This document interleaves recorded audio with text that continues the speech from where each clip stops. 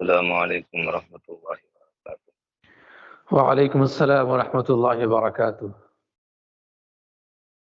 خیریت سے ہیں؟ جی الحمدللہ بخیر عافیت ہیں، اپنا بتایا جائے۔ جی آپ سے الحمدللہ میں بھی ٹھیک ہوں۔ سے پہلے تو میں آپ سے یہ پوچھنا چاہ رہا ہوں کہ کافر اور مرتد کسے کہتے ہیں؟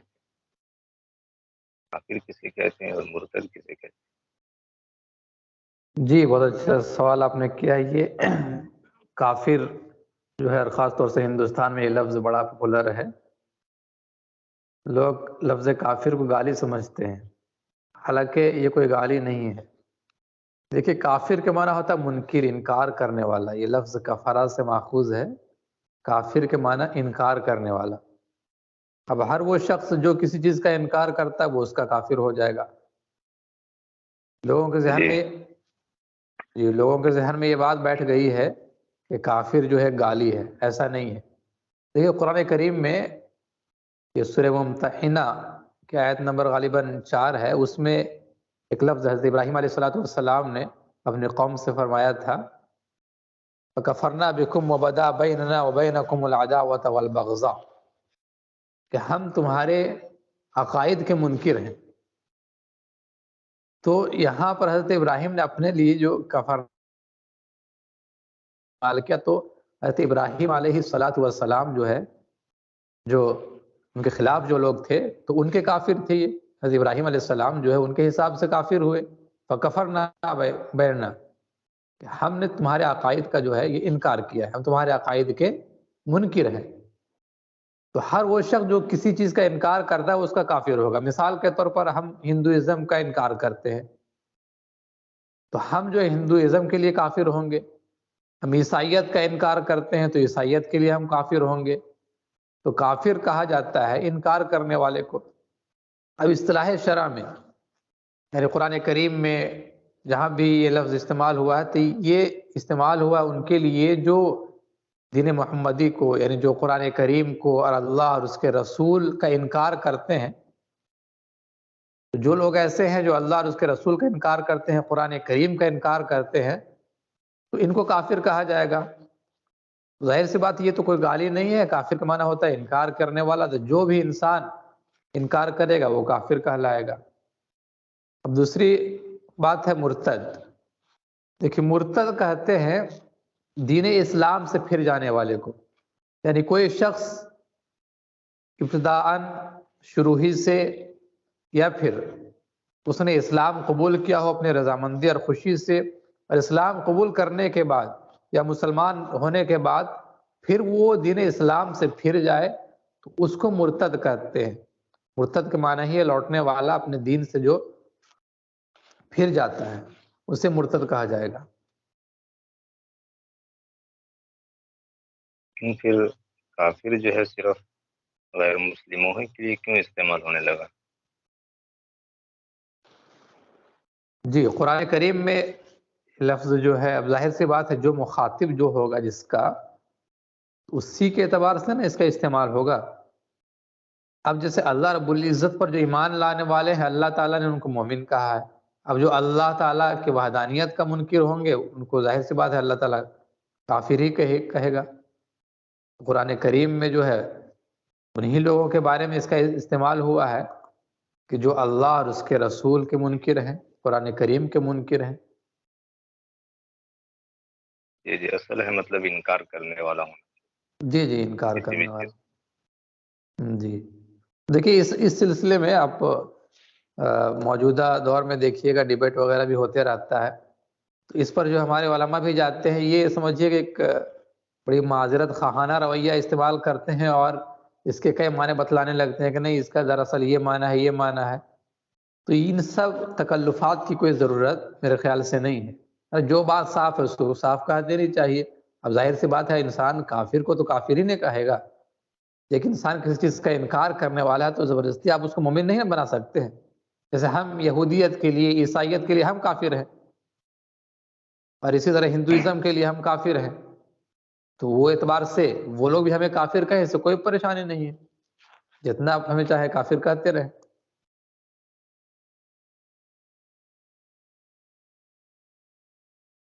یہ تو پھر ان دونوں کے درمیان فرق کیا ہوگا، مرتد اور کافر کے درمیان؟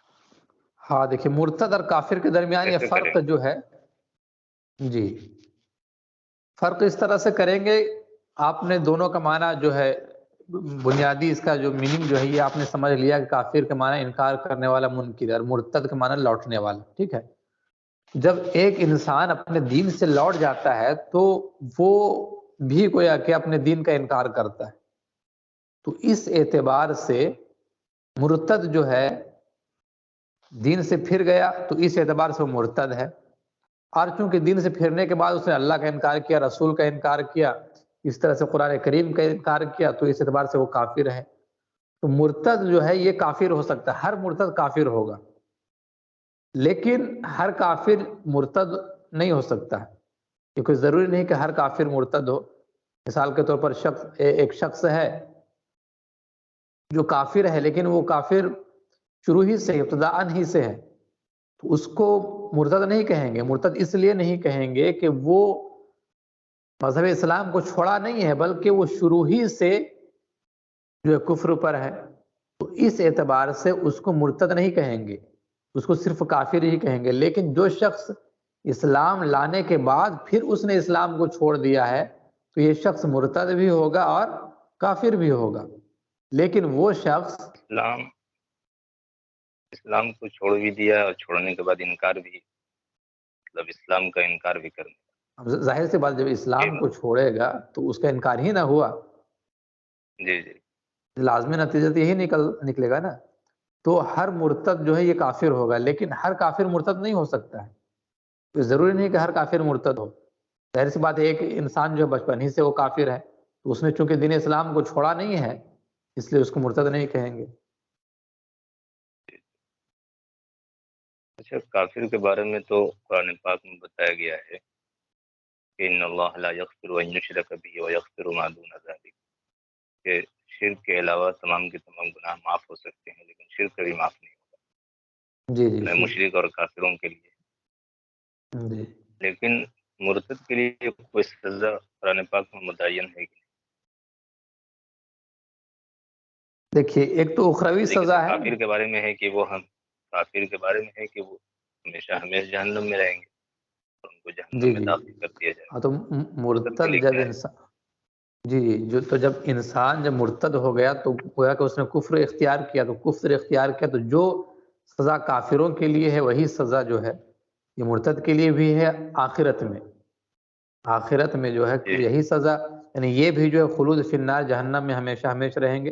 حبطت اعمالہم، ان کے اعمال جو یعنی اسلام کی حالت میں انہوں نے جو اعمال کیا تھا، تو کفر اختیار کرنے کے بعد ان کے تمام اعمال ختم ہو گئے، تو خلود فی النار یہ بھی کافروں ہی کی طرح ہوں گے اخروی اعتبار سے۔ اب جہاں تک دنیاوی اعتبار سے مرتد کی سزا کیا ہوگی، مرتد کو سزا دیا جائے گا، تو اس بارے میں جاننا چاہیے کہ مرتد یعنی ارتداد کو اختیار کرنے والی اگر کوئی عورت ہے تو شریعت میں جو ہے عورت کو پہلے اس کے جو شک ہیں، ان کے شبہات ہیں جو اسلام کے بارے میں، اس کو دور کرنے کی کوشش کی جائے گی، اور اگر اس کا شک و شبہ دور ہو جاتا ہے اور وہ اسلام میں لوٹ آتی ہے تو بہت اچھی بات ہے، اور اگر وہ اسلام میں نہیں لوٹتی ہے تو پھر اس کو عمر بھر جو ہے قید میں رکھا جائے گا، یعنی جب عورت ہو تب، جب تک کہ وہ اسلام کو پھر سے نہ اپنا لے تب تک کہ اس کو قید میں رکھا جائے گا۔ اور اگر مرد ہو ارتداد کو اختیار کرنے والا، اگر مرتد ہونے والا اگر مرد ہے تو پھر اس کو 3 دن تک کے مہلت دی جائے گی، اس میں اس کے شک و شبہات کو دور کیے جائیں گے، اس کو سمجھنے کا موقع دیا جائے گا۔ پھر اگر وہ اسلام قبول کر لیتا ہے تو بہت اچھی بات ہے، اور اگر پھر بھی اسلام قبول نہیں کرتا ہے تو پھر اس کو قتل کیا جائے گا، مرد کو قتل کیا جائے گا۔ اور یہاں یہ بات بھی بہت ضروری ہے کہ یاد رکھی جائے کہ یہ جو سزا جو ہے یہ دنیاوی سزا نافذ کرنے کا حق ہر ایک کو نہیں ہے، بلکہ اسلامی ریاست کو ہے، چاہے اسلامی حکومت ہے، اسلامی ریاست ہے، تو وہ جو ریاست کا جو قاضی ہوگا وہ سزا نافذ کرے گا۔ ہر ایک اس سزا کو نافذ کرنے کا اہل نہیں ہے۔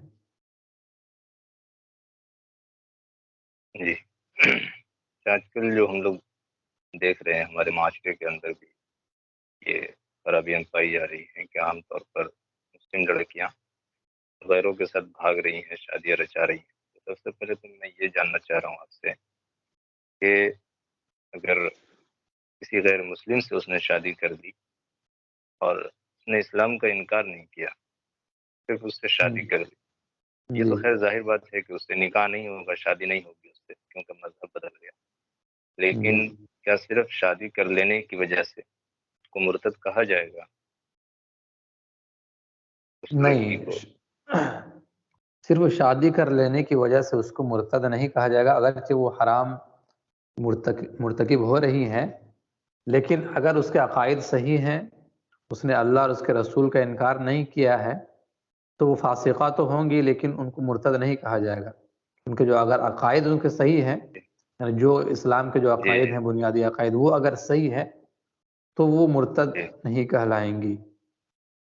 باقی ان کا عمل جو ہے بالکل ہی سراسر فسق والا عمل ہے، اور یہ بہت بڑا گناہ ہے، گناہ جی کبیرہ ہے، چونکہ اس کا نکاح ہوا ہی نہیں جی ہے تو جی یہ تو زنا کا مرتکب ہوں گی۔ زنا کو مرتد، جی بالکل صحیح۔ تو اب جو ہے ہم دیکھ رہے ہیں کہ ہمارے معاشرے میں جو لڑکیاں اس برائی میں مبتلا ہو رہی ہیں، اس کے پیچھے کیا وجوہات ہیں؟ جی مولانا، اس کے پیچھے جو وجوہات دراصل ہیں، دیکھیے ماحول جو ہے، سب سے پہلے تو ماحول اس کا ذمہ دار ہوتا ہے، ہر ماحول ہم لوگ خود بناتے ہیں۔ اور دیکھیے بچوں کی تربیت یہ بہت اہم چیز ہے۔ تو جو ارتداد کی طرف آج ہمارے نوجوان بچے یا بچیاں جا رہی ہیں، ان میں سب سے بڑی کمی اور کوتاہی جو ہے ان کے والدین کی طرف سے ہوتی ہے کہ ہم بچپن ہی سے بچوں کے عقائد پر زور نہیں دیتے ہیں۔ ان کو ہم نے بتلایا نہیں کہ اسلام کا عقیدہ کیا ہے، کہ اور اسلام کی تعلیمات کیا ہے، ان سب چیزوں سے ہم نے ان کو آگاہ نہیں کیا۔ نتیجہ یہ نکلتا ہے جب یہ ہمارے بچے اور بچیاں ان سب چیزوں سے ناآشنا رہیں گی، وہ آخرت کے بارے میں انہیں کچھ پتہ نہیں رہے گا، تو پھر رزلٹ تو یہی آنا ہے۔ تو سب سے بڑی ذمہ دار تو والدین ہیں، کہ گھر والے ہیں، کیونکہ انہوں نے اپنے بچوں کو دینی تعلیم سے دور رکھا۔ دراصل ہوتا کیا ہے کہ ہم اپنے بچوں کو پہلے جو ہے مکتب سے دور کرتے ہیں، مدرسے سے دور کرتے ہیں، دینی تعلیم سے دور کرتے ہیں۔ جب ہمارا بچہ دینی تعلیم سے دور ہوتا ہے تو اس کے ذہن میں آزاد خیالی، لبرلزم پیدا ہوتا ہے، لبرلزم کی طرف وہ بچہ جاتا ہے، وہ لبرل بنتا ہے۔ پھر یہ لبرلزم جو ہے دھیرے دھیرے انسان کو ایتھزم کی طرف لے آتا ہے، اور پھر یہی ارتداد کی راہ جو ہے لوگ اختیار کرتے ہیں، یہیں سے لوگ مرتد ہوتے ہیں۔ تو سب سے بڑی جو ہے وجوہات میں سے یہ وجہ ہے کہ والدین کیونکہ بچوں کے اوپر دھیان نہیں دیتے ہیں اس سلسلے میں، دینی معاملات میں یہی وجہ ہے اصل۔ اور پھر جو ظاہر سی بات ہے، آپ جس معاشرے میں رہتے ہیں تو وہاں کا جو کلچر ہے، کیونکہ آپ نے دین کو نہیں سمجھا ہے صحیح طریقے سے، آپ نے اپنی اصل جو منزل ہے آپ کی آخرت، اس کے بارے میں کچھ نہیں جانا ہے، تو آپ دنیاوی زیب و زینت سے تو آپ متاثر ہوں گے، پھر ہمارے بچے اور بچیاں اس سے متاثر ہو جاتی ہیں اور پھر انہیں کے نقش قدم پر چلنے لگتی ہیں۔ یہ بہت بڑا عالمیہ ہے، تو اس میں توجہ دینی چاہیے والدین کو خاص طور سے۔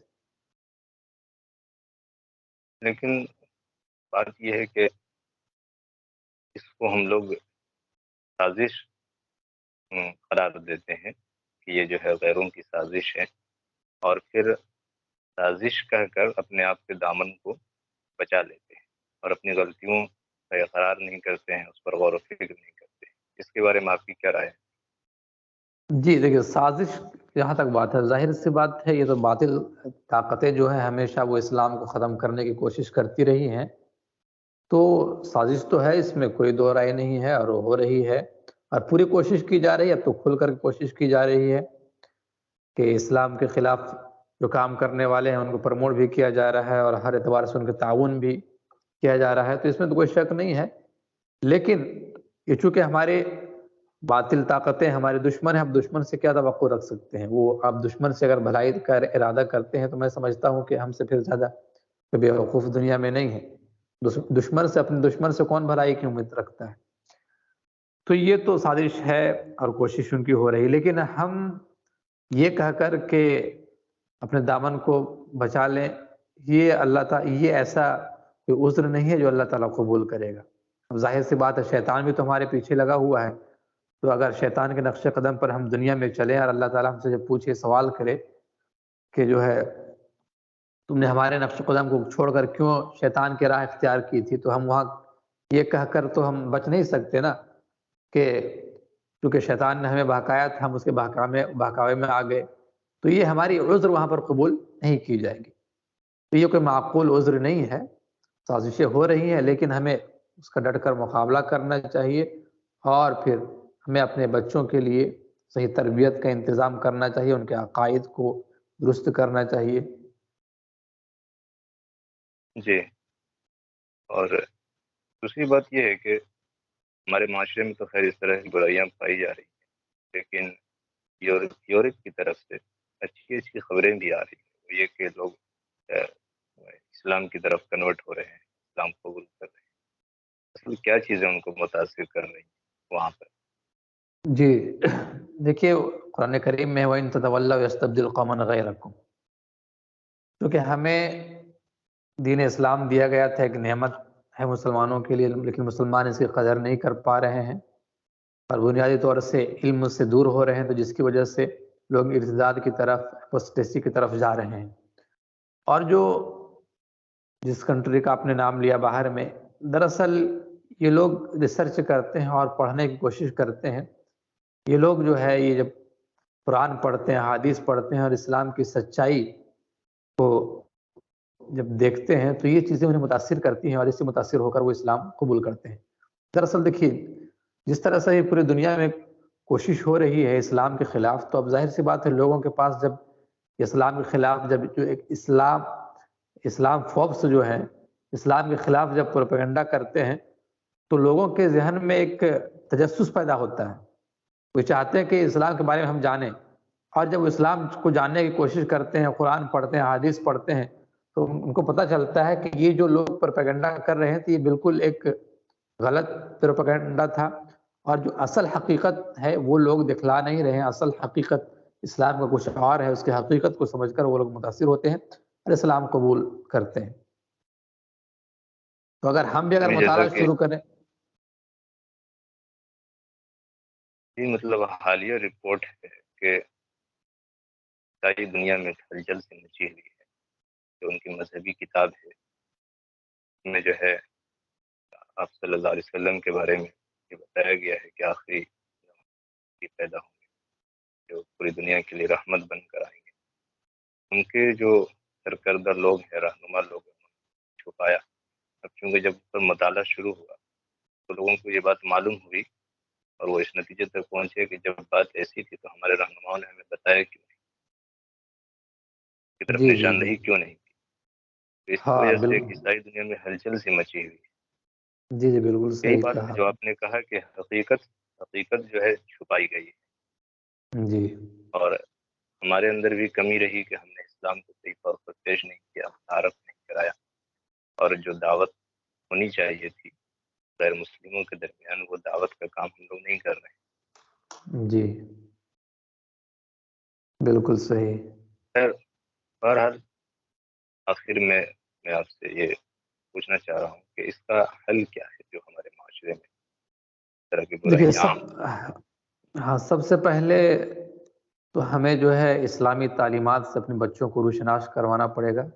دیکھیے یہ کہتے ہیں نا، ہم لوگ بچپن سے سنتے آئے ہیں کہ علم ایک روشنی ہے، علم جب ہم حاصل کریں گے اور روشنی میں انسان جو ہے اپنی منزل کو طے کرتا ہے، تو سب سے پہلے تو اپنے بچوں کے اندر جو ہے دینی ماحول اپنے بچوں کے اندر لانے کی کوشش کریں، ان کے عقائد کو مضبوط کریں، ان کو بتائیں کہ اسلام کے بارے میں ہمارا عقیدہ کیا ہونا چاہیے، کون کون سی باتیں ایسی ہیں جو ہمیں اسلام سے خارج کر سکتی ہیں، اسلام کے لیے کیا کیا ضروری ہے، ان سب چیزوں سے جو ہے روشناس کروانا چاہیے۔ اور پھر ہمیں علماء کرام سے رابطہ رکھنا چاہیے، ان سے تعلقات جوڑنے چاہیے، یہ بنیادی چیز ہے۔ جب علماء سے رابطہ رکھے گا اور دینی معاملات سے جب رابطہ رکھتا ہے تو اس کے اندر ایک سمجھیے کہ ان کے دل کے اندر ایک جذبہ پیدا ہوتا ہے، ایک امنگ پیدا ہوتی ہے، وہ پھر اسلام کو پڑھنے کی کوشش کرتا ہے، دھیرے دھیرے وہ قرآن کریم پڑھتا ہے، حدیث کا مطالعہ کرتا ہے، تفاسیر کا مطالعہ کرتا ہے، تو پھر اس کے اندر جو سمجھیے کہ اسلام کی حقیقت جو کھلنے شروع ہو جاتے ہیں، اسلام کی حقانیت سے واقف ہو جاتا ہے، اور پھر اس طرح دھیرے دھیرے جب اس کا ایمان مضبوط ہو جاتا ہے تو پھر اللہ کی ذات سے امید ہوتی ہے کہ وہ اس کا ایمان پھر متزلزل کوئی نہیں کر سکتا ہے۔ تو سب سے بنیادی چیز یہ ہے کہ ہم اپنے گھروں کا ماحول صحیح کریں، اپنے بچوں کو دینی تعلیم سے دور نہ کریں، جتنا ہو سکے۔ یہ نہیں کہا جاتا، ہم یہ نہیں کہتے کہ ہر بچہ جو ہے عالم اور مفتی بنے، یہ کوئی ضروری نہیں ہے، بلکہ ضروری یہ ہے کہ اتنا علم ہر ایک کے پاس ہونا چاہیے۔